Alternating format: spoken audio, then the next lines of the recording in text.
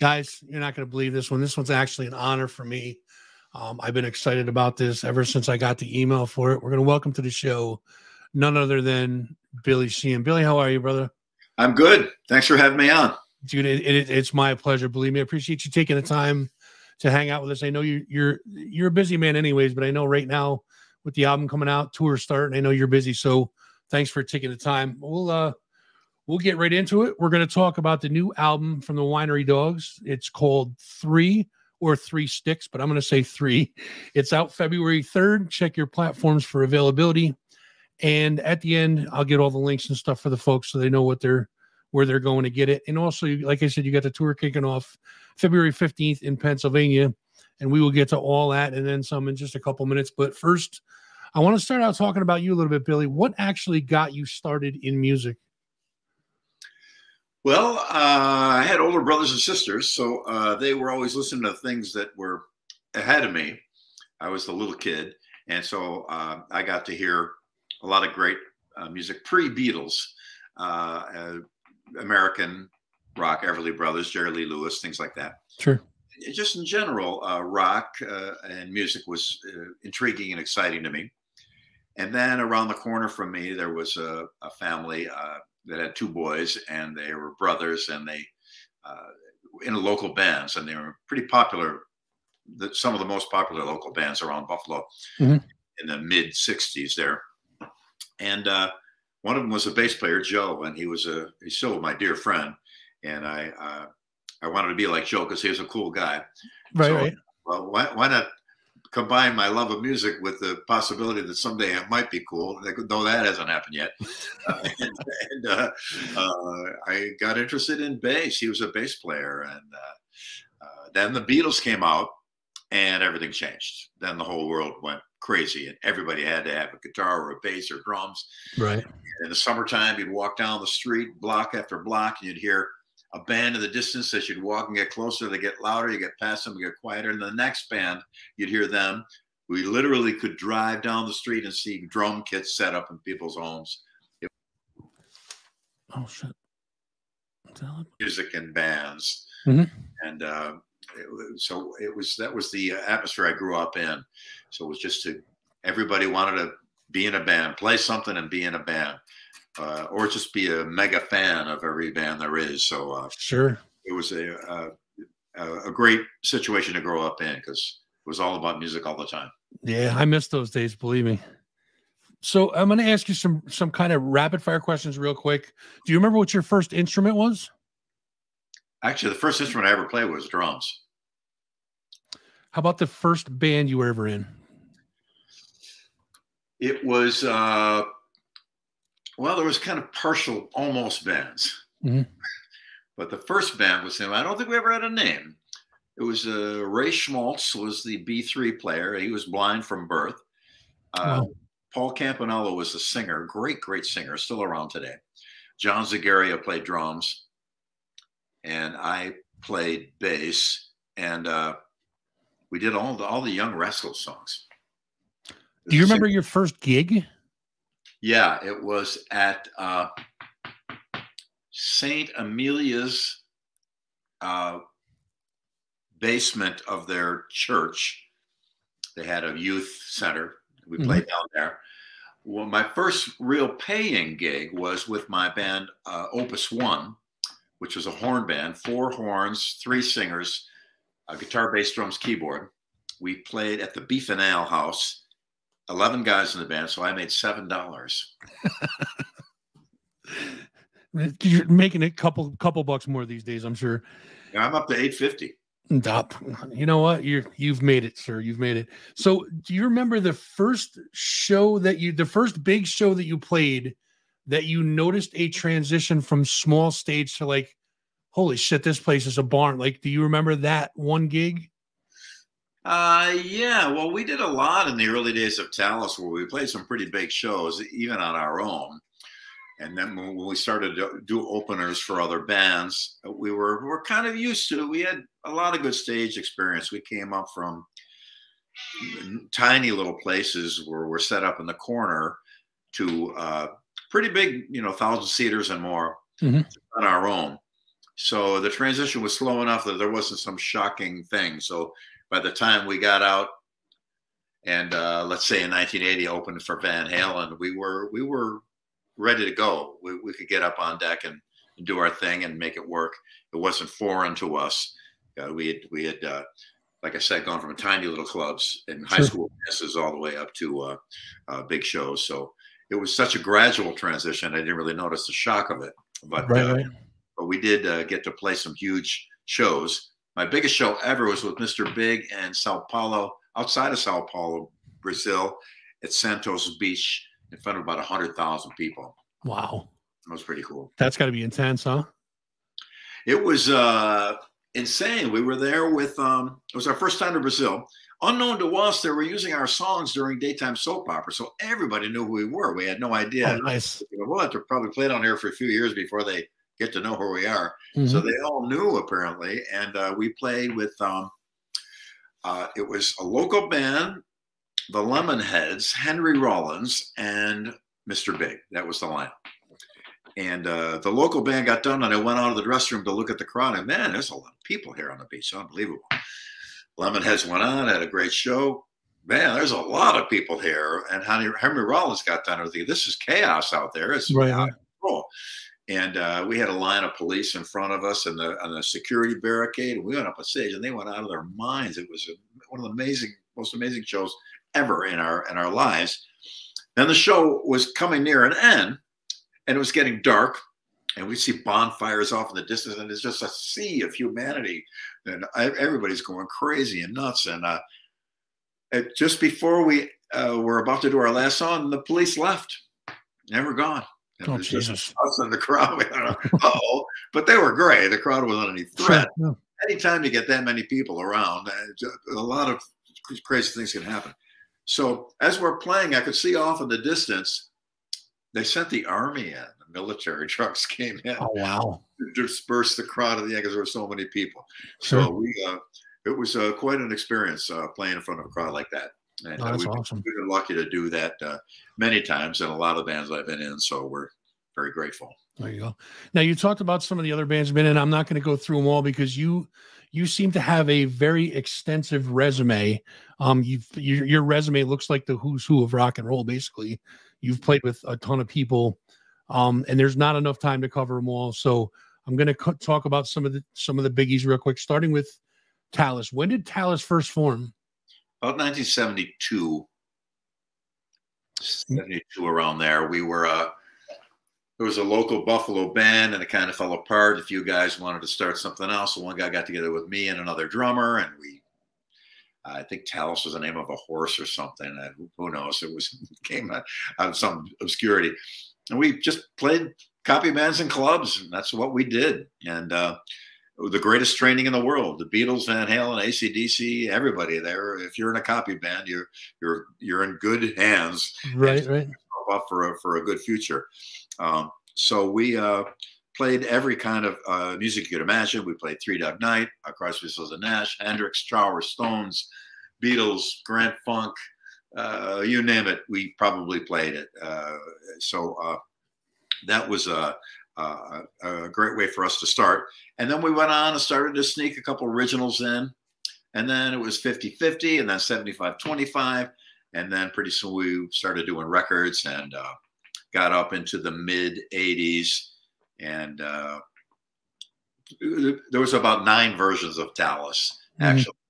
But it ended in 85 when I left to go to LA. And that's why we call the new Talus record 1985, because it was all the songs from that year that I left behind and went off to do my thing. So that's cool. The new Talus record 1985 came out last year, and it was incredibly successful. We did really good with it. Good. So that was the last probably the last recording you'll hear from Talus. We may end up doing some shows. Sadly, our lead singer passed away right after that record was done. Right. We may still do a couple shows, especially for his honor. Do you have a favorite Talus album?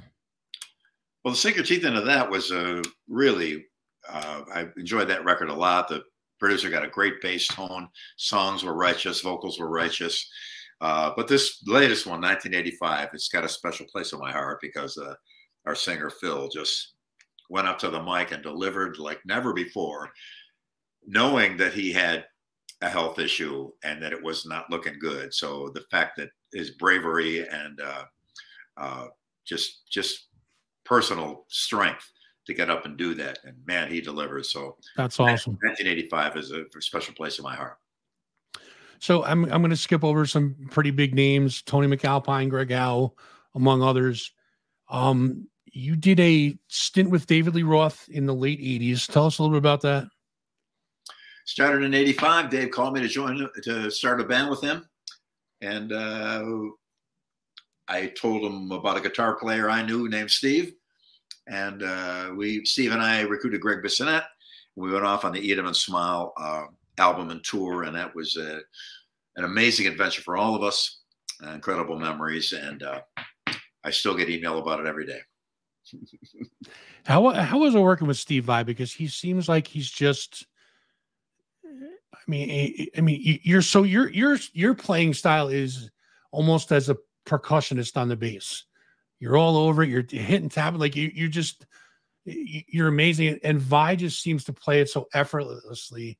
It's like, how was it working with Steve? Oh, we meshed together really well. We were both big Frank Zappa fans, Bowie fans, Hendrix fans. So we had a lot of common ground on what we liked and what we were into and listening to.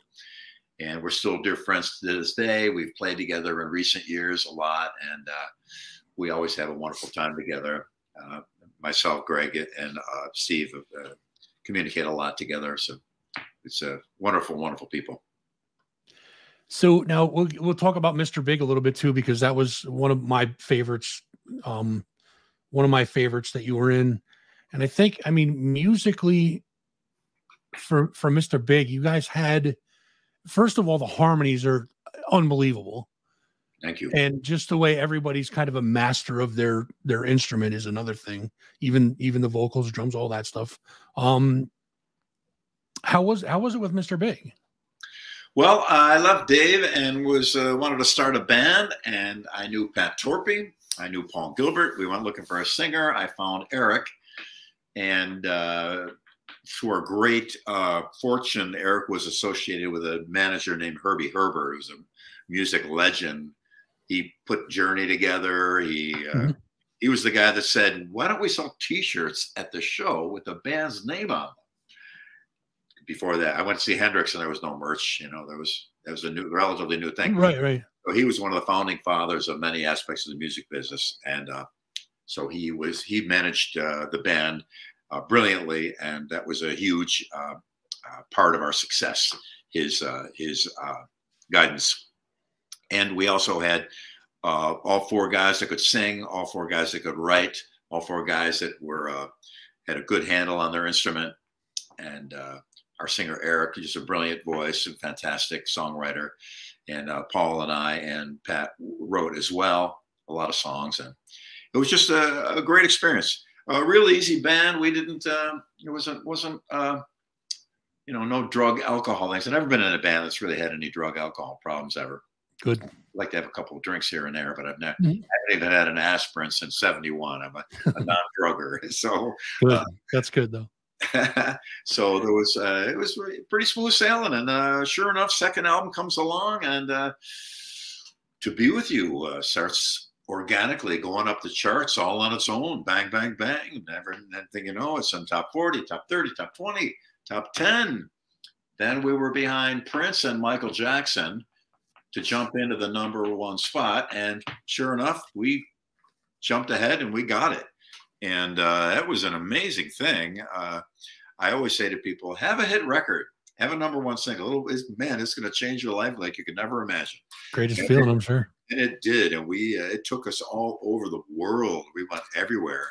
And to this day, I mean, I get more email from Indonesia, from all over Europe, from Africa, Afghanistan, Iraq, Iran, everywhere, India, all over to the reach that Mr. Big had. And it was an incredible experience. Video was #1, single was #1 for 3 weeks. And then we had another hit after that with Just Take My Heart. And then the next album we had a cover of Wild World by Cat Stevens, which was a top 40 hit as well. So just an incredible success, and great people, great memories. And we were very enriched and became world travelers. Yeah, I'll bet. Now, do you have a favorite Mr. Big song? It'd be tough to pick one, because like your kids, it's which one of your kids do you like the best? Right. I like them all. To Be With You is an amazing song. People might think I want something fast and loud, but I got to give it up for that song. It was just the moment we heard it as the demo, I said, we got to do this. We loved it right away. Had no idea it was going to be a hit. We put it last on the record. I mean, right. If we knew it was going to be a hit, we would have released it first, and it would have been the first song. Sure. We actually were finished with a tour and headed home to start another record when To Be With You hit. So we actually had to go back and retour every place we'd already played. Wow. And so it was a lot of work. But yeah, there's a lot of it was one song called Promise of the Moon. It's a pretty amazing song. And then off the What If record, which is a more recent record, Undertow and Still Ain't Enough for Me. So a couple of songs I really like on that record too. But the Lean Into It record, my big three are Eat 'Em and Smile, Lean Into It, and the first Winery Dogs record. So hopefully 3 will become my big 4. There you go. I'm a green tinted 60s guy myself. Yeah. Green tinted 60s mine. I love that song. That song gets a huge response and a huge reaction, and people respond to it very, very well all over. But oddly, it was released as a single and kind of never went anywhere. It's one of those songs that chart-wise and radio play wasn't a hit. But when it comes down to, we play it for an audience, we start that initial guitar thing, the whole place goes. They go crazy. And everybody sings along. In South America, they sing the solos. They sing along to the solos. Oh, wow. They're so familiar with it. Pretty amazing. So you did some solo stuff. I think 3 albums you put out. Yes. What was your inspiration to put solo stuff out? I got a baritone 12-string guitar, and it was same as a regular guitar, only down way low. And it was a 12-string, and I have a low voice. So I can finally sing lead to songs that have a lower pitch to them. And I guess in the Johnny Cash range, but not quite as good as Johnny. And so I did my first one. Steve Vai joined me. Terry Bozzio joined me. Second one, I had Ray Luzier from Korn do all the drumming. Third one, I had Doug Pinnick join me on vocals. And Billy Gibbons came and played on a song called A Little Bit'll Do It To You Every Time. And what an amazing moment. To look out my window. Sure. Billy Gibbons pulls out and walks up to my house with a guitar case, and what an incredible man! And I was a huge ZZ Top fan, huge Billy Gibbons fan. I got hammer-ons, all that stuff, all that. When I saw Billy Gibbons go, he went and hit a note on the neck with his right hand in 1974. ZZ Top opening up for Alice Cooper, New Year's Eve, Buffalo, New York. I saw that. We all saw it and go, unbelievable. He touched the neck and got a note. So what the hell was that? Yeah, exactly. Started figuring out hammer-ons, and but I got it from Billy Gibbons initially. He was the man who inspired me to do that, and many other aspects to the pinch harmonics, the squeak, the little that all came from Billy Gibbons too. So I owe him a great debt, and he's what a wonderful guy. Do you have any plans to put out any more solo stuff, or? Yeah, I'm going to do a record with Ray Luzier again. He plays drums with Korn now, and he's just a spectacular player and a dear friend of mine, a neighbor of mine here in Nashville. And but both of us are pretty busy. And this year, and I just talked with our manager last night. He manages both Winery Dogs and Mr. Big, and it's going to be a busy year for the Winery Dogs for sure. We may even spill into next year. So, got a lot of shows coming up.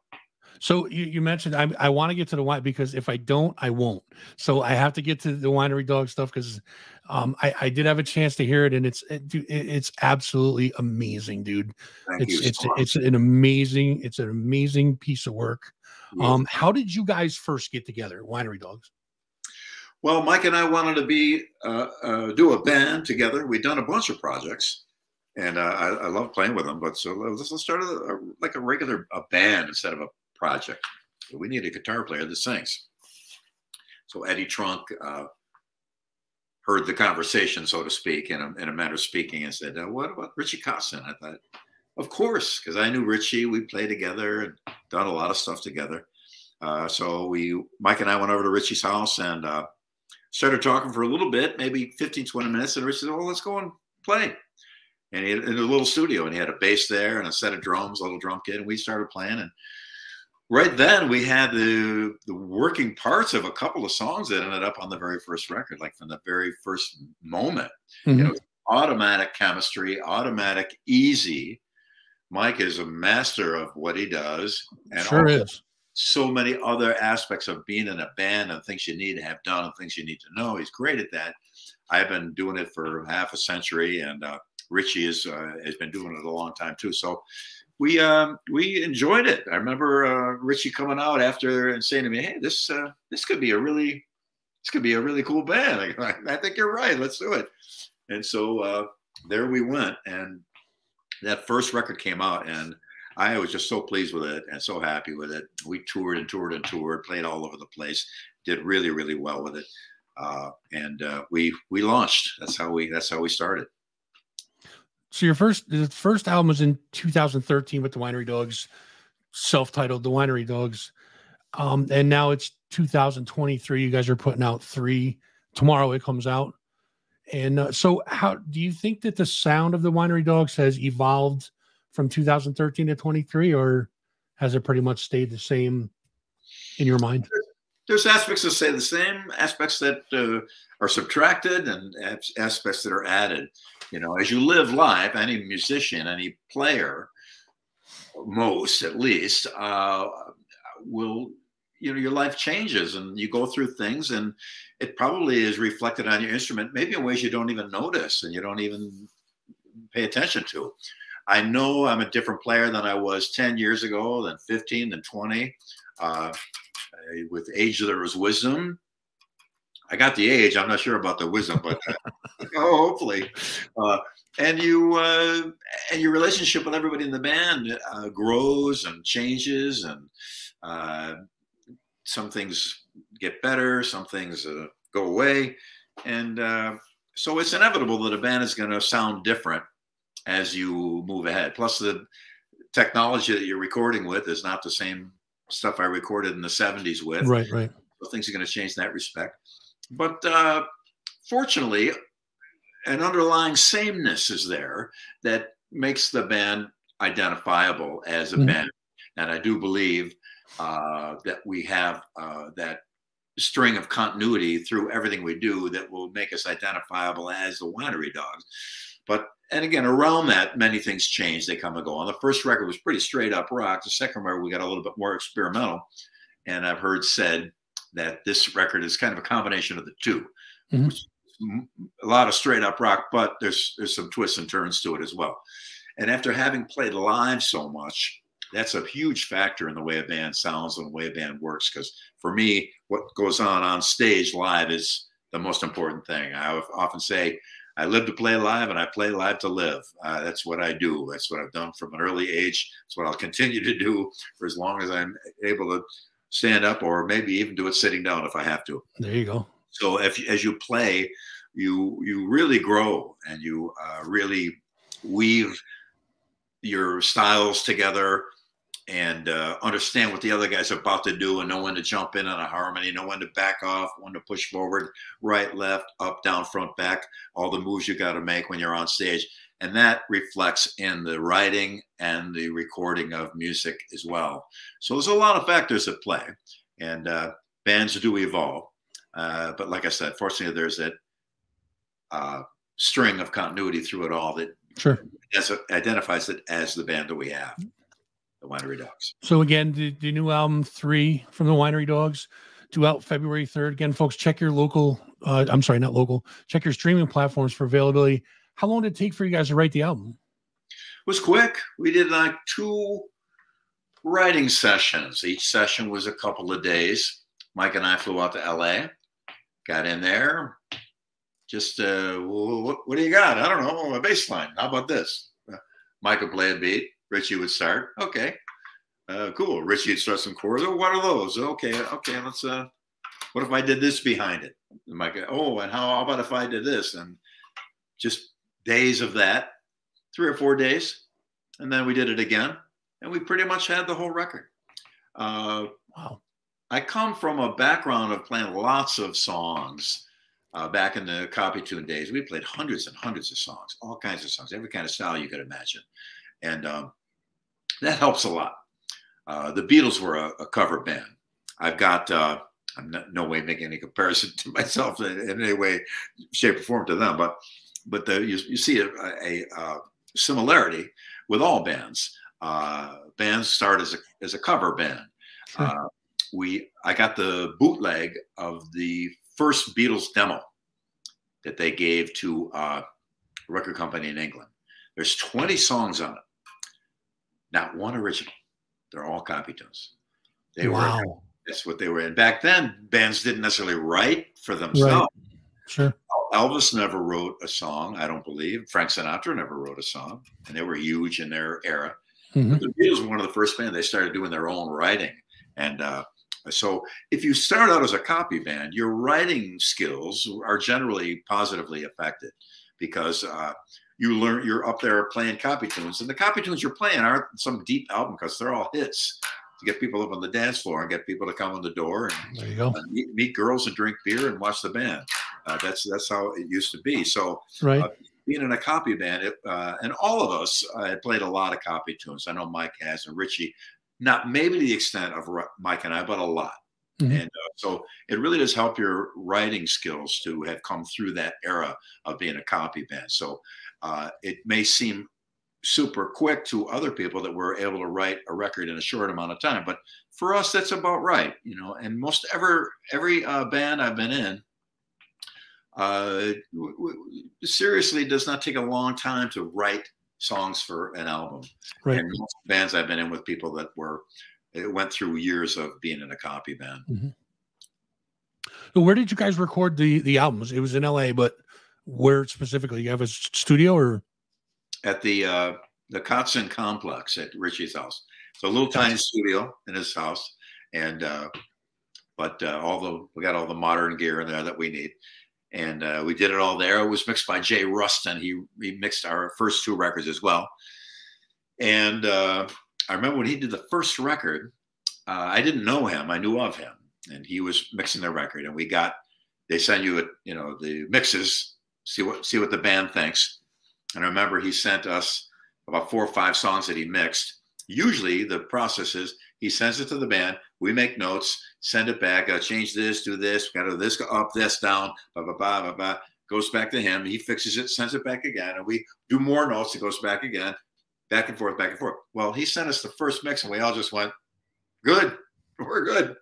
Go with it. We didn't have to correct anything. So he was the man for us, and he's done a great job on Hot Streak and also on this new record. He really shined. I love the sound of the record. I can hear everything everybody's doing, and so you have the bass is deep and glorious, and Mike's drums. I hear every nuance of what he does, and Richie's vocals right here, which is as it should be, just beautiful. Yep. So you guys are also about to start a tour of the U.S. beginning February 15th in Greensburg, PA. Check your venues for the dates near you guys. Are you excited to get back out on the road with the boys? And I'm exhilarated. I'm so excited. Since the pandemic, I spent almost 3 years since I've done a proper show. So I'm very, very excited about it and looking forward to it. And I am ready. We do USA. We do some Europe and South America, then we do more of the USA, and then some more of the USA, and then we do Southeast Asia and Japan and then it may spill over into next year, our shows, because we got a lot of shows booked everywhere. We released the first leg of the tour. I posted about it, and people were freaking out. Why don't you play here? Why don't you play that? I go, wait a minute. It says right on the bottom in giant letters, more dates coming soon. So right. A lot more shows to be announced, TBA. So we're very excited about it. Awesome. So my last question, do you have a favorite venue to play? Not really. The scope of venues, Richie and I played 5 Stones shows in Japan. We played the Tokyo Dome, huge arena, just giant. And we were up there on this giant stage, and the closest person was about 50 yards away. Wow. So far away, I couldn't even recognize the face. My eyes were pretty big. It was just so giant. Wow. And as we're playing, we're thinking, we're looking around each other. Like it's kind of like we're playing all alone here. We'd end a song and hear the roar of the crowd in the background, but I guess they're out there somewhere. And then I played a little place like in, for example, the Baked Potato in Los Angeles. I think it holds 75 people. They always cram in about 125 though. And as I sit I play there with Niacin, and I sit down when I play with Niacin. Tiny little stage, B3 drums and bass, and the tables are right in arm's reach. So I'd often ask them, "Do you mind if I put my beer on your?" Oh, thanks a lot. Okay. And they're sitting, literally that close to me as I'm playing, and all gigs in between. They all have their high points. But playing in a small club and an intimate little club where people are close up, that's exciting. We did one show on our first tour with the Winery Dogs in Paris in this club. It was medium size, but it was the way it was put together. It was tight and it looked intimate.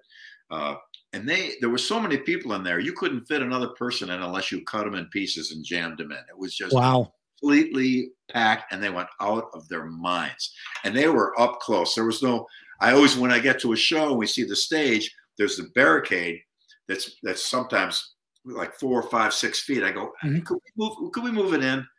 Just get it in closer to the band. I hate it when the audience is farther away than my arm's reach. I'd like people like right there, close. No barricade at all would be even better, but there's a safety issue there. So generally, every tour, I end up being the guy causing all the trouble.